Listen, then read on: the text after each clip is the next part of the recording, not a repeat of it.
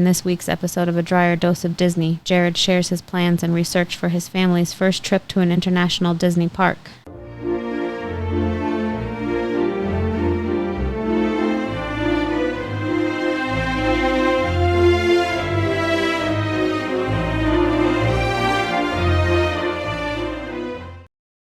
Welcome to this week's episode of A Drier Dose of Disney. I'm your host, Jared Dreyer, and today we are going to be talking to you about our first international trip that we have planned. We've done our pre-planning, and we're going to walk you through the steps that we took and help educate you guys on what we found and give you some of the tips and tricks that we identified along the course of planning this international trip for the first time for us going to an international Disney park. And we've had so much fun pre-planning this. It has been so exciting, and we want to share it with you. Now, of course, we haven't even gone on our trip yet, so we're going to walk you through what we've looked at and what we know so far. And obviously, we can't say how well this stuff is all worked out until actually we do the trip and we come back. And when we do, then we will update you and give you more episodes on the parks that we visited, give you tips and tricks for those parks, as well as the food. And we'll just talk to you about our general experience and what we recommend and whether or not the flights were great and the whole 9 yards to all that. So that'll be coming up in the next couple months because we're actually not traveling until June. And it is currently now just the end of February here in 2024. So we've got a little bit of time. Like we talked about on some of our previous episodes, we're going to be doing the series on international Disney trips. And you may have more space between episodes as this happens, just because we can't do these all back to back. So we're going to be doing these as they come available. And then we'll be filling in the gaps when we can with episodes like Tiana's Bayou is now opening up at Disney Orlando this summer, and we'll be out there this summer. So when that comes out, we'll update you on that and the new ride, as well as any other changes that happen out in Orlando. And we'll still be going there this summer like we normally do. So we're going to have a lot of fun doing these episodes as we talk international, as well as peppering in some other ones. But you're not going to get these episodes each and every single week. So if you listen to last week's episode, we talked to you about what to look at when you're pre-planning your trip. And this week, we're going to go into actually what we're doing for a specific location. Now, I haven't told you yet where we're going. I'm not going to spoil the surprise yet. I will in just a couple minutes here. But I do want to start out by talking to you about, we did get it narrowed down to 2 locations. And we talked about these 2 locations. I used the phrasing for these 2 locations quite a bit. And those are Paris and Tokyo. So those were the 2 locations that we wanted to go to first. We were the most interested in. And it's for a variety of different reasons why we were interested in these 2 episodes. But the reason that we like these 2 locations are Paris. Obviously, we want to go see the City of Lights, and we'd love to see the Eiffel Tower, as well as all the other historic landmarks there. And it's a shorter flight from the US than it is to get over to Asia. And that's something that someone in our group is concerned about. So we wanted to make sure that it was a pleasant experience for them. And then when we looked at Tokyo, Tokyo's got Disney Sea, which is our number 1 park that we want to go to in the world. We've heard so many amazing things about Disney Sea. We definitely want to go check that out someday. So we've been talking about going to Tokyo as well, just because we think that'd be a really cool culture to go see and to go visit. So those were our 2 choices that we had. And if you listen to our last episode, we did talk about planning and looking at school schedules, looking at weather, looking at all of those things. So in the end, and I'm going to give it away a little bit with my shirt here. If you can't tell, I'm wearing my Indiana Jones RSVLTS shirt. We are going to go to Paris, and I'm super excited about going to Paris because they have the Indiana Jones roller coaster ride there, which I've never done, and so I'm very excited about that. But we really had a lot of factors that contributed to this, and I think it would help you guys if you guys knew about what factors we considered, because you may be looking at the same thing. When we looked at the 2 locations and we compared things like holiday schedules that are out there, school schedules that are out there, and what was coming for each of the parks, it actually made our decision really easy because we knew we had time this June to travel. And we're also looking at possibly going sometime in October because in Colorado, we get a fall break in October. So we are trying to say, okay, if we were going to put these 2 into those 2 positions, which one would be better and why?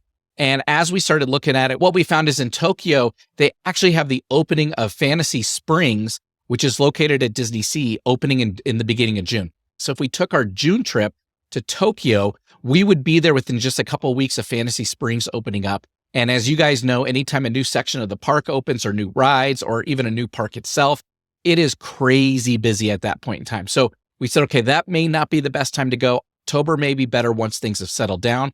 And then when we were looking at school schedules, we found out in France, they actually go through the month of June in school. So they don't get out until July. So we said, hey, the kids are all in school. That's going to be an even better time to go to France. It'll be nice and warm. So let's do France on our first trip. It's the shorter trip, and we can try it all out and see how it goes for our family. So we're real excited to be planning our trip to Paris. So the first thing we wanted to decide when planning a trip to Paris is how many days do we want to go? Now, we knew when we flew out that we'd be flying the red eye from Newark, New Jersey. And I'll talk about the airline that we chose here in just a few minutes. But when we were flying out of New Jersey to Paris, we knew we'd be flying the red eye. So we'd be flying overnight. We'd get in at about noon local time in Paris. And we didn't want to plan anything for that day. We knew we'd be tired. We'd be jet lagged. Our goal for that day is to survive as long as possible because we'll just be so wiped out, but to stay up as late as we can and not 10 o'clock midnight or anything like that. But if we can at least stay up till 8 or 9 o'clock PM, go to sleep, then by the time we wake up like normal, we're on their schedule and everything should be good. But our plan was we'd love to do 3 park days. Of course, we want to see the Walt Disney Studios, do a full day there. We want to do a full day at Disneyland Paris, but then have that third day where we can go back and forth, maybe ride some of the rides we may have missed or ride our favorite rides again and just really experience that. So we knew we'd want 3 days on the ground. And so we wanted to do one day in Paris where we could go see the Eiffel Tower. We could go see all the historic monuments and artifacts around the city. And they've got a really cool tour through Disney that we're going to be doing that on. So we'll talk about that here in just a couple minutes. I love art, and I love seeing just these famous works of art that you've all seen in all the books or through your education. And so I want to go to the Louvre as well. So we're very much looking forward to spending our time in Paris and having about 4 or 5 days on the ground. And I'll explain that here in just a couple minutes, how that's going to work. But was really thrilled when we were researching it and pricing it out that Disney actually helps organize a lot of what we wanted to do. That made our trip planning a lot easier and a lot more efficient. And I'm sure to an extent, we're probably paying a little bit more just doing it all through Disney versus trying to piece it all together. But at the end of the day, when I'm going international and I don't know the land and I don't know the layout and I don't know what I'm supposed to be doing, it's a lot easier when you just plan it all through a company like Disney and they make it real easy for you and they help coordinate all your transfers and your bus rides and your shuttles and all that. So that's what we absolutely loved when we were planning it. So we started talking about, okay, how much is this going to cost? How are we going to price it out? And we started by looking at flights. And you can see I've got my screen pulled up. I've got us, if you're watching us on YouTube, I've got us on the Dryer Dose of Disney Buzzsprout page who hosts our podcast. So if you're listening to us on the podcast, we're on the host page right now. And I had this up because I didn't want you guys to be spoiled where we were going yet or to see the stuff I was going to show you. And why not? You get to look at our cool logos that we have for the podcast and for the I Can Do This All Day tip of the day. But when we were looking at flights, we started looking at where can we go from Denver directly to Paris? Does that work at all? Which United does have a flight to do that. Just to throw out some numbers for you, we priced it all out. Round trip tickets are just over $2,000 per person in coach flying direct from Denver to Paris. And we talked about, do we want to upgrade our seats or whatnot? And I threw out some numbers to my wife and we looked at it, and like first class was over $5,000 per person round trip. And we just said, we can't afford to do that. We're not going to spend $15,000 to $20,000 just in our flights, let alone we haven't paid for our luggage or anything yet, though I'm sure if you pay for the high-end tickets, it's all thrown in. But we didn't want to spend that much money. So then I started looking at other alternatives and did some Google searching, and I found some alternatives that you can actually fly from the coast. And as I mentioned earlier, we're going to be flying out of Newark Airport. We found that if you fly from there, there's an airline called French Bee that does direct flights from Newark to Paris. And these direct flights were a lot less expensive. We went through the whole site and kind of found out exactly how it all works. And the best way I can compare it to a domestic airline here is it's kind of like Frontier. We have Frontier here in Denver. That's not an airline we fly a lot just because you have to pay for everything individually. French Bee is kind of similar to that. So you can go through and you can book their best rate, which is going to be about $400 to $500 one way. So round trip would be just under $1,000. And then you can add on to that your food, your meals. You can change your seats and get your seat assignments and do all that kind of stuff. We figured at the end of the day, this is going to save us a ton of money. It's going to actually cost us about half of what it would have cost us to fly United to fly French Bee. And it's easy for us to get to New York because of Southwest and that we have the companion pass. And I've talked about that on some of the other episodes that we really like Southwest Airlines. I use a Southwest credit card. The link is down in the descriptions below. And I'm not just saying that to get more miles for myself or anything, but I'm saying it because when we use that Southwest card on things like Disney and all of our trips, it adds up really quick. And then we earn the companion pass. So if you're not familiar with Southwest Airlines, you can earn a companion pass, which means you can name a person who will fly free every time you fly on Southwest. So for our family, I've named my wife as our companion. And so anytime I buy tickets for my daughter and I, my wife flies free. So we're immediately reducing the cost there. But to get to that level, you have to earn points. And so we have tons of miles. So we have tons of points, which means that most of our flights are free anyways. And the cool thing is because of that companion pass, we're only using points on 2 people out of the 3. We don't have to use it on all 3. So our point redemption levels are slower, meaning lower. We're redeeming fewer points because we're only doing it for 2 people instead of 3. So we really like Southwest. So we said, hey, we can get to New York real easy on Southwest and probably for free with our miles and the companion pass. So we'll fly ourselves to New York and then we'll hop over to Newark Airport and then hop the French Bee over to Paris. And that's going to save us about $3,000 right there. So we've never flown French Bee. I did do a lot of research on French Bee just to make sure that they were reputable and a good airline.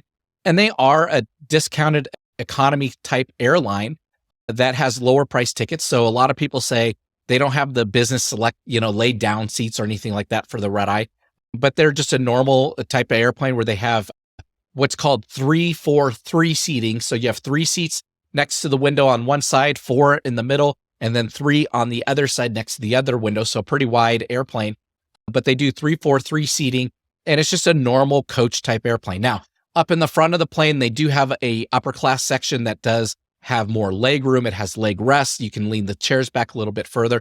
And we'll talk about that in just a second because we were able to upgrade into that for almost nothing at all. It was really inexpensive to upgrade. But we went through this site, French Bee. I booked everything directly there. And the reason I recommend that, and we talked about this a little bit on the last episode, was because I read a whole bunch of really bad horror stories of people flying either French Bee or some other airlines, and they booked it through a third-party site. And you guys are all familiar with those third-party sites that offer discounts or try to get you the best rate.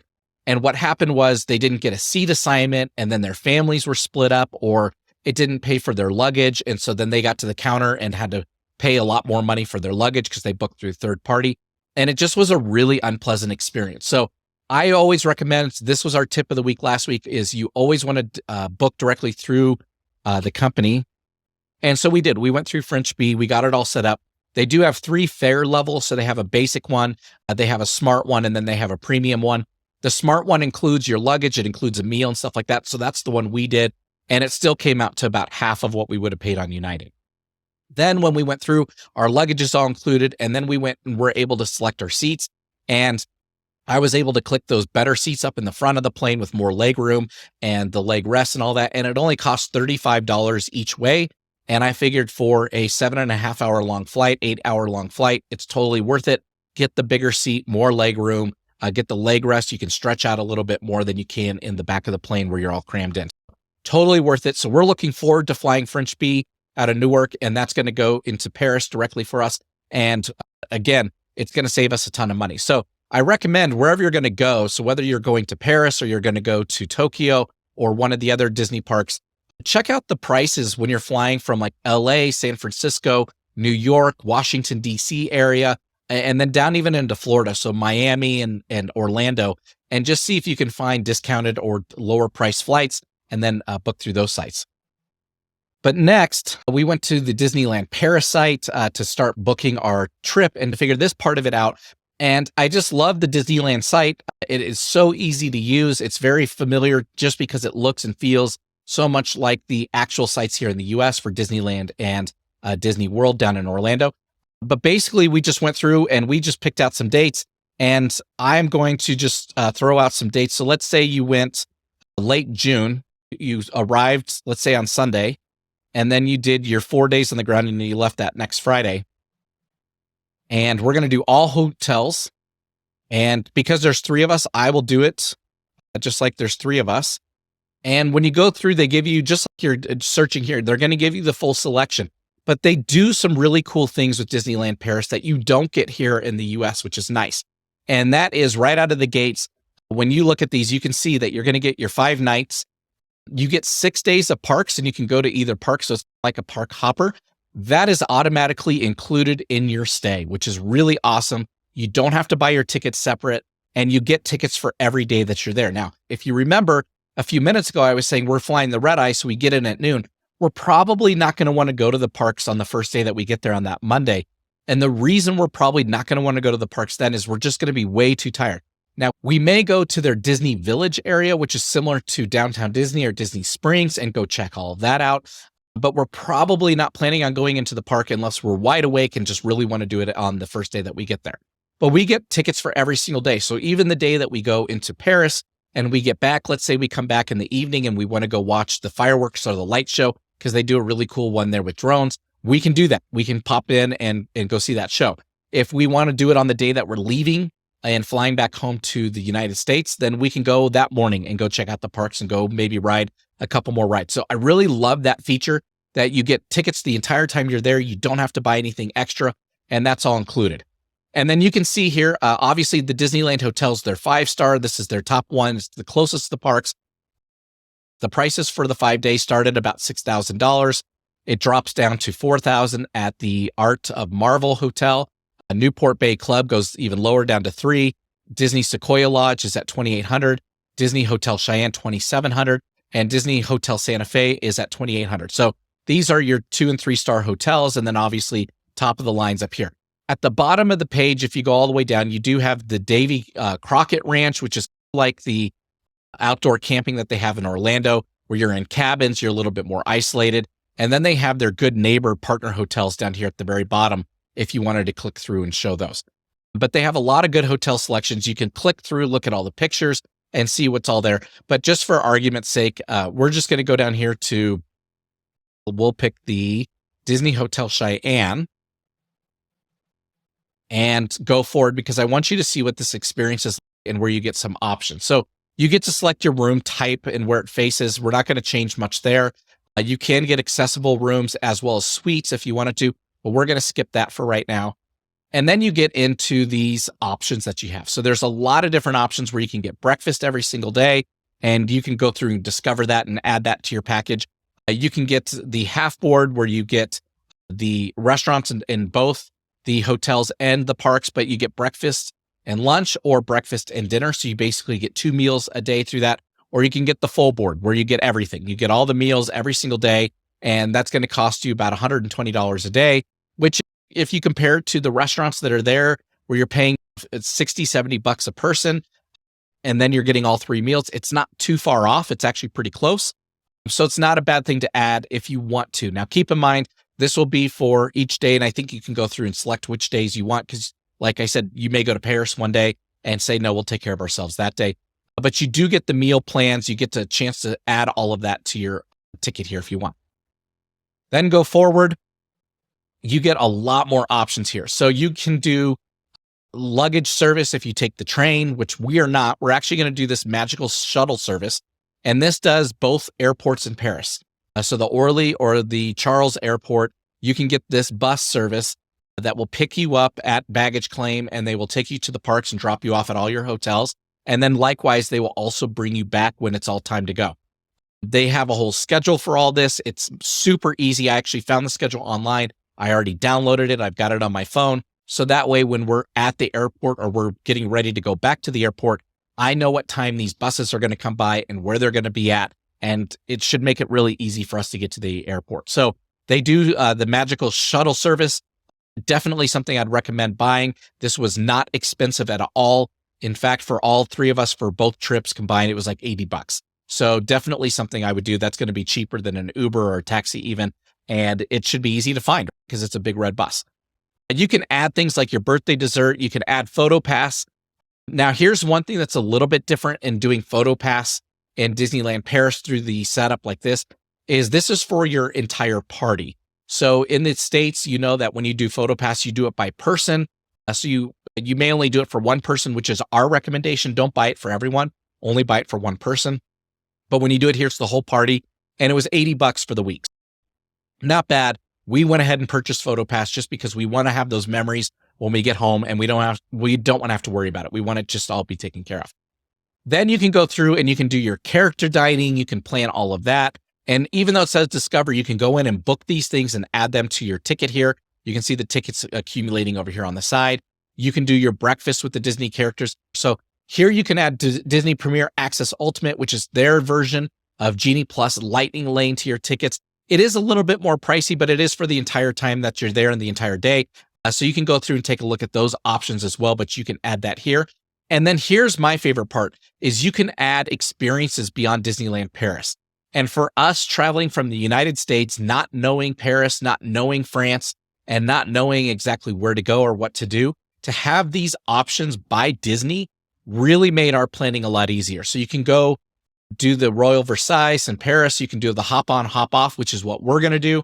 This is the big double-decker red bus that drives you around Paris. They've got maps for you where you can see where you go. You go to 10 different stops.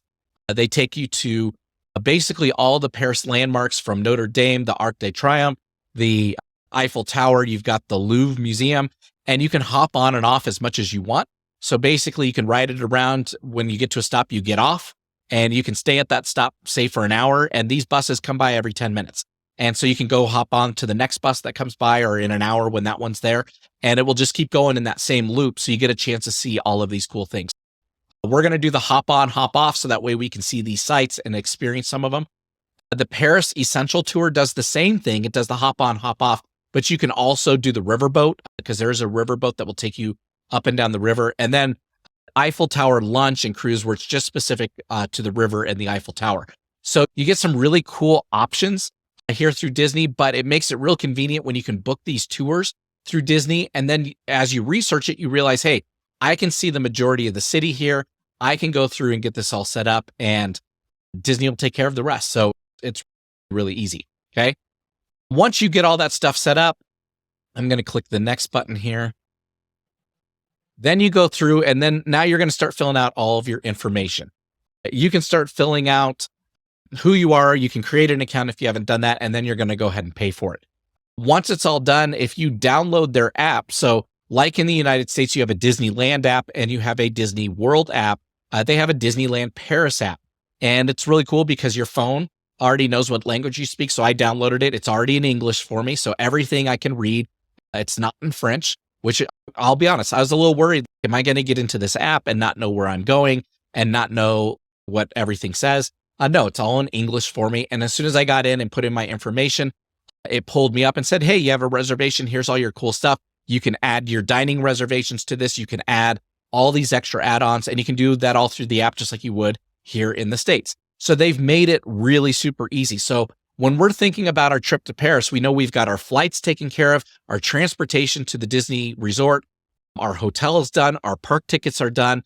We can take care of all of our meals if we wanted to. You saw that there's options there. We have PhotoPass. We have all those cool add-ons. We have our Paris tour with the hop on, hop off bus already all planned. We picked a day that we're going to be doing that. My wife and I have already started talking about, okay, during that day, which ones do we want to get off the bus for and actually walk around, take photos, see, do stuff. And then which ones are we okay just riding the bus and seeing and taking a photo from the bus? So we've already started planning all of that out, and we are so excited for this trip. The only thing that is left, and I mentioned this at the beginning, is we just need to plan how we're going to get to New York. So we need to make sure we get there in time for our flight. And then when we come back to Newark Airport, actually it's in New Jersey, though it's right across the river there from New York City. When we come back, we'll need to find a way then make sure that we've got a flight to get back to Denver. Super easy to get that all planned. We may actually even stay a day or two in New York just to see New York a little bit more and have some fun there. But we're real excited about this trip, and we get to see a new foreign country. We get to do the Disney parks, and we get plenty of time there. So with that, we can also keep in mind, you're not locked in like the reservations. We can go to these parks when we want. But let's say, because we did plan 3 days on the park, plus we have a half day before our plane leaves. If one of those days we said, hey, we just want to hit a couple more rides on the day that we fly out, we have an extra day, we can go back into the city. We can go do that. We can schedule those things back through Disney if we wanted to, add a tour if we wanted to, or we can just take a taxi and go, back into the city and go do what we want to do. So we have a lot of options, a lot of flexibility, and we are so excited to go to Disneyland Paris. So that's how we planned it. I walked you through the sites. I told you about the airline that we're taking. After this, obviously our next step is to go on the trip. So we'll be doing that here in a couple months. And then I'll be giving you updates on each of the parks, what we liked. We'll talk about the hotels. We'll talk about the foods. We'll talk about the city of Paris. So we may have multiple episodes coming out at that point in time. And then we'll start planning our next trip for Tokyo, is where we'd like to go next, hopefully in the fall. So we'll see if we can get that planned this year as well. And I'll start getting you guys educated on what we learn about Tokyo. So with that, we hope you have a magical week. We hope you're having a great time planning your next vacation, whether it's domestic here in the US to California or Orlando, or if you're going to be going to one of these international parks. We wish you the very best, and we'll talk to you guys next time. Bye-bye.